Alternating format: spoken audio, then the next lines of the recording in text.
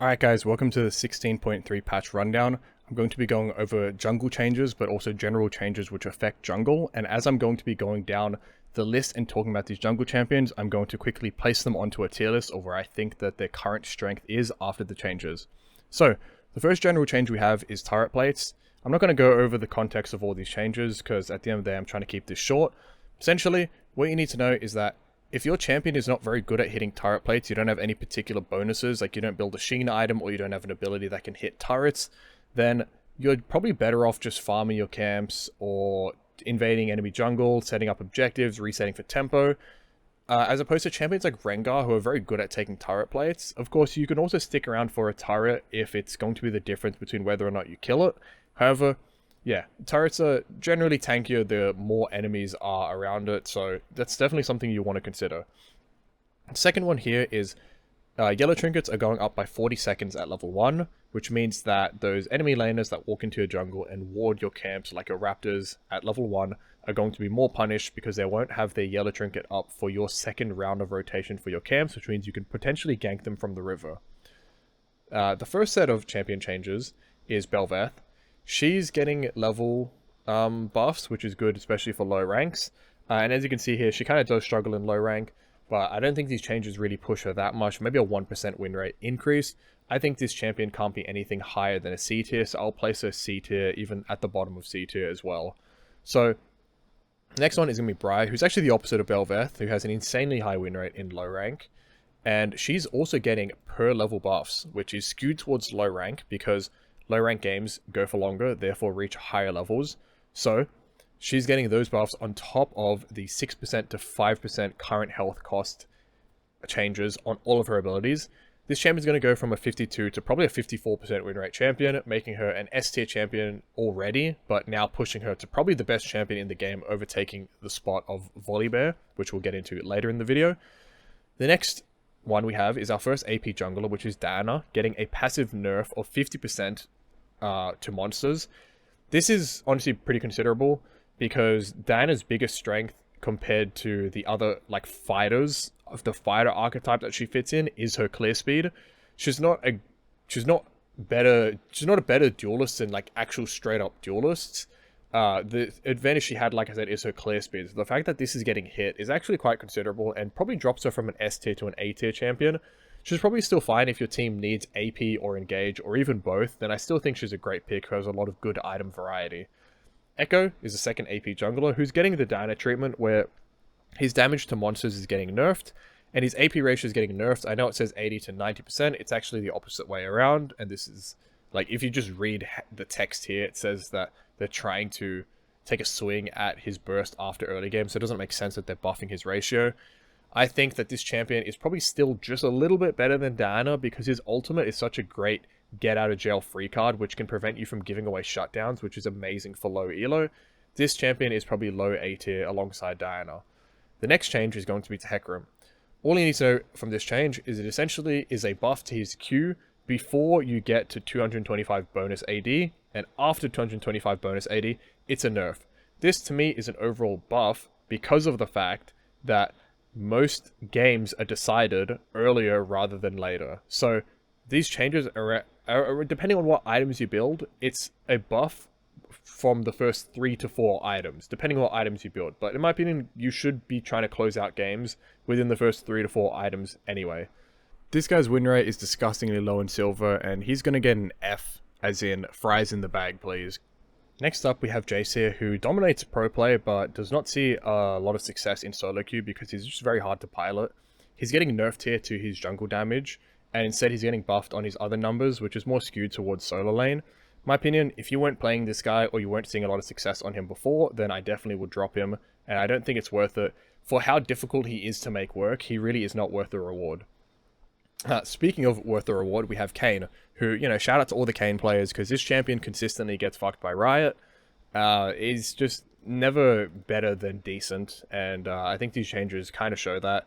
His Q, yeah, when you max Q, which I guess they want you to do, there's a lot of W max builds out there, I'm sure, but it is definitely a decent buff when you max Q, and his win rate is actually close to 50% already, so this will definitely be at least a 50% win rate for Kayn, which is probably the most that Kayn players even see nowadays anyway. Speaking of, we got Maokai buffs, 10 flat damage buff on every point of Q. So I'm sure the two Maokai mains are really happy to see this. In all honesty, this champion isn't even that bad. Like, his kit is honestly not that bad. I think he's probably a B tier champ, like most tank junglers are, but the problem is people just don't want to play this champ. With Kayn as well, sorry, I forgot. Kayn probably is a B tier champion as well. I mean, he's going to be a 50% win rate champ. Doesn't really make sense he's higher than that. Then next we have Naafiri, who's getting a buff to her passive. So Naafiri sits on a generally 48% win rate. This buff can probably push her closer towards 50% win rate, which is kind of the goal of what Riot is trying to do with these jungle changes. Then you have Nunu and Willump. His W is getting a pretty considerable buff, and his E is getting a very minor buff. Again, Nunu, 48% win rate. They're just trying to push him towards 50. Riven jungle, I mean, it already has a low win rate. Disgustingly low win rate in silver. I mean, this champion is facing off against Hecarim in terms of, like, literally trying to get the lowest win rate possible. She's also getting nerfed even more, by the way. So if you were playing her before and it wasn't working, then it's time to just put the fries in the bag. And then we have Trundle. Trundle, again, low win rate in low rank. And I think this is because people just don't know when to pick Trundle. His counterpick matchups are very strong, but he can also get counterpicked quite easily as well. And getting buffs per level, as discussed, is very good for low elo. This probably tries to get him towards 50% win rate, but he still probably hovers around 48 to 49%. I'd probably just drop Trundle, to be honest. He's only good as a counterpick. He's probably going to be sitting towards... I'd say he's probably sitting towards like high D tier, if you care about, you know, high or low D tier. And Riven, of course, is just an F tier champion. Tryndamere actually has a decent win rate in low rank, and I think these numbers actually push him towards, like, just straight up 50% win rate. I think this champion can actually be very good in some matchups, Tryndamere jungle, that is. And I think, personally, based off the numbers, he'd be like a C tier champ. I personally think he's B tier, so I'm putting him B and low B tier even at that. The next change is Vi, and I love Vi. Anyone who's been coached by me knows that I really like Vi. She's getting bonuses to her scaling, which again, skewed towards low elo. A lot of people play her wrong. They play her as a bruiser like Xin, where they just fight to the death and die, whereas she kind of just wants to go in and around and play around her cooldowns, and I think that these buffs are going to help her in situations where you're just going to fight to the death, which a lot of people are going to inevitably do anyway.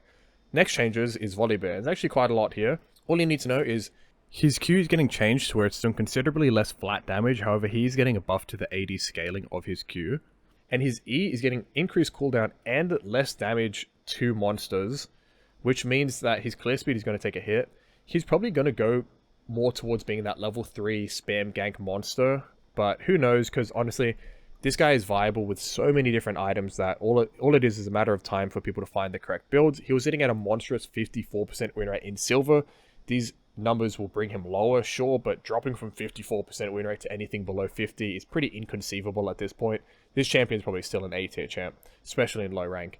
Xin Zhao, pretty, like, whatever change. I mean, he's generally sitting on a negative win rate, so these changes push him closer towards 50%. This, again, it's kind of minor, like, it's almost like a placebo buff at this point. So yeah, I'd put him... You can put him high C tier, in my opinion. Like, I would not be pressed if you put this champion B tier either. Like, he's honestly just a decent champ anyway. And then you have Zaahen, and this champ I'm glad they buffed for jungle because his kit honestly seems so fun, especially as a jungler. However, I hear a lot of top laners say that he's very weak in lane, which means he probably has a bad early game as a jungler, which is not good. It's not really what you want at all. But his biggest weakness in the jungle was clear speed, so getting buffs to that is good. I would say this champion, probably C tier. It'd be risky to put him higher than anything, especially when we haven't really gotten to see how this champion functions in the jungle. Zed just got taken out the back and just shot in the head. This guy is... Yeah, this guy is like a fucking D tier champion now. I don't even know, but in silver, this guy wasn't doing well anyway, even though he's an objectively very strong jungler, so who even knows.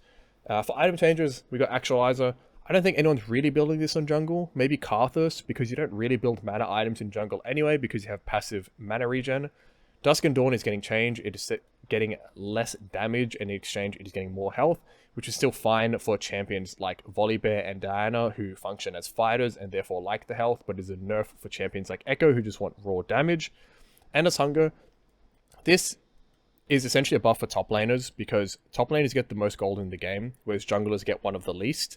So when you make an item stronger and increase the amount of gold it costs, it's actually more skewed towards top laners than it is towards junglers. But if you get ahead and you can afford to get this item out, maybe you're playing Hecarim or something, you get it third, then it's honestly very good. This change here to Protoplasm Harness makes it so that it is generally better on tanks because it gives more health and more ability haste, but it gives less armor and resistance. This is essentially just because Rammus was abusing this item. There's really not much else to it.